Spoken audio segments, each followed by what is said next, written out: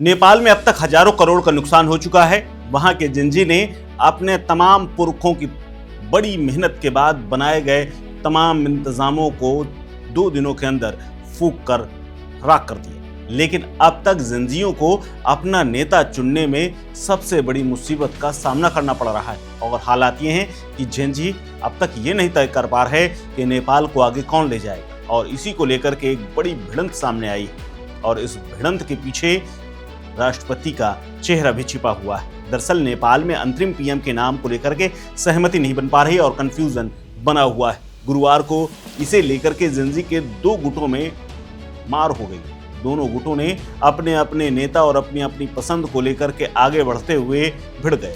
इसके बाद सेना मुख्यालय के बाहर दोनों गुटों में जमकर मारपीट हो गई, जिसमें कई युवक आपस में ही घायल हो गए और उनको अस्पताल ले जाना पड़ा और पुलिस को इसमें हस्तक्षेप करना पड़ा। दरअसल प्रदर्शनकारियों का एक गुट चाहता है कि अंतरिम पीएम के लिए सुशीला कार्की का नाम बढ़ जाए, लेकिन दूसरा गुट ये चाहता है और वो सुशीला कार्की का नाम खारिज कर रहा है।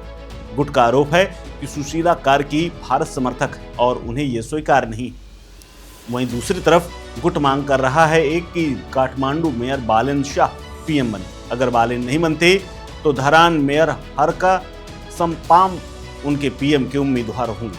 इसको लेकर के दिन भर चर्चा हुई, दिन भर बातचीत हुई, लेकिन कोई नतीजा नहीं निकल सका और इसीलिए बाहर मारपीट की नौबत आ गई। हालांकि पीएम बनने को लेकर के अभी पेच और भी है, क्योंकि नेपाली मीडिया बताती है कि सुशीला कार्की को अंतरिम पीएम बनाने के लिए लगभग सहमति बन गई, लेकिन मौजूदा संसद को भंग करने या न करने पर चर्चा रुकी हुई। दरअसल संसद जब तक भंग नहीं होगी तब तक ये संविधान नेपाल का कहता है कि बिना सांसद बने यानी किसी गैर व्यक्ति को ऐसे ही पीएम नहीं बनाया जा सकता, क्योंकि इससे संवैधानिक संकट भी आ जाएगा। दोनों गुटों के बीच बातचीत में भाग लेने वाले एक अधिकारी के मुताबिक राष्ट्रपति पैडल संसद भंग करने को तैयार नहीं है। ऐसे में मामला फंसा हुआ है। अगर संसद भंग नहीं होगी तो चुने हुए किसी सांसद में से एक को ही पीएम बनाना होगा, जिस पर जिंजी राजी होंगे यह बड़ा मुश्किल है। हालांकि सुशीला कार्की ने यह तर्क दिया है कि पहले संसद को भंग कर दिया जाए, क्योंकि संविधान के अनुसार संसद कायम रहते हुए गैर सांसद जो कि संसद का सदस्य न हो उसको प्रधानमंत्री नहीं बनाया जा सकता। जब तक संसद भंग नहीं होगी तब तक उनके लिए रास्ता लगभग बंद माना जा रहा है। आपको बता दें कि पीएम को इनाम को लेकर के सेना मुख्यालय में 2 दिनों से प्रदर्शनकारी गुटों के बीच में बातचीत चल रही है। एक गुट बातचीत को सेना मुख्यालय की जगह राष्ट्रपति भवन कराने की भी मांग कर रहा था। नेपाल के काठमांडू में तख्ता पलट के 2 दिन बाद गुरुवार को जिंजी नेता आमने सामने आ गए और इसके अलावा भिड़ंत भी हो गई। इन नेताओं में से अनिल बनिया और दिवाकर दंगल ने कहा कि युवाओं ने ये विरोध प्रदर्शन बुजुर्ग नेताओं को बाहर करने के लिए किया था, क्योंकि उनमें भ्रष्टाचार था और उनसे परेशान थे। हमारा मकसद संविधान नहीं बल्कि संसद भंग करना है। हालांकि एक बात और यहाँ पर जान लेने वाली है कि अगर बुजुर्ग नेता इन जिंजियों को नहीं चाहिए तो सुशीला कार्की भी कोई यंग नहीं है, ना ही कोई जिंजी है। हालांकि सुशीला कार्की के नाम पर आंदोलनकारी जिंजी युवा एक वक्त में आपस में ही भिड़ते नजर आए। गुरुवार को मारपीट तक हो गई और दूसरी तरफ आर्मी को एहतियात के तौर पर उनको अलग करना पड़ा। वहीं दूसरी तरफ आर्मी ने एहतियातन राजधानी और उसके आसपास के तमाम इलाकों में चौथे दिन भी कर्फ्यू जारी रखा है, ताकि फिर से कोई तोड़फोड़ और बवाल न हो। सुशीला कार्की के साथ समन्वय कर रहे ओम प्रकाश आर्यल ने यह कहा है कि कार्की पहले राष्ट्रपति के कानूनी सलाहकार वरिष्ठ अधिवक्ता बाबूराम कंवर से मुलाकात कर चुकी हैं। इसके बाद राष्ट्रपति रामचंद्र पैडल के साथ निर्णायक बातचीत होगी।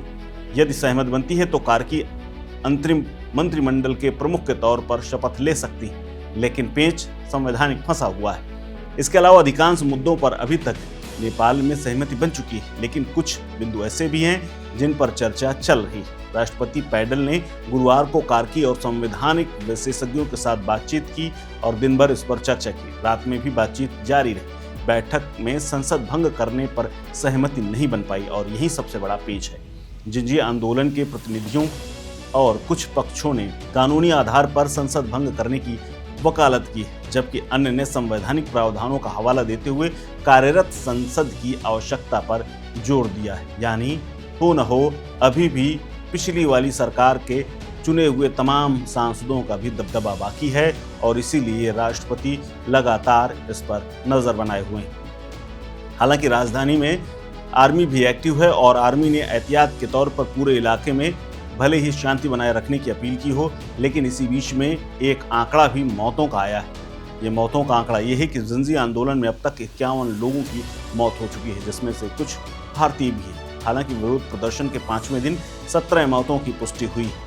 हालांकि नेपाल में चल रहे हिंसक प्रदर्शनों के बीच में 15,000 से ज्यादा कैदी देश से फरार हो गए, यानी जेलों से निकल करके बाहर आ गए। 24 से ज्यादा जेलों में भगदड़ हुई और भाग दौड़ के बीच में कई लोग भारत में घुसने की कोशिश भी कर चुके हैं। गुरुवार को एक जेल में कैदियों और सुरक्षा बलों के बीच में झड़प में 3 कैदियों की मौत भी हो गई थी। हालांकि पीटीआई न्यूज एजेंसी के मुताबिक मंगलवार से शुरू हुई हिंसा में अब तक कुल 8 कैदी मारे जा चुके हैं।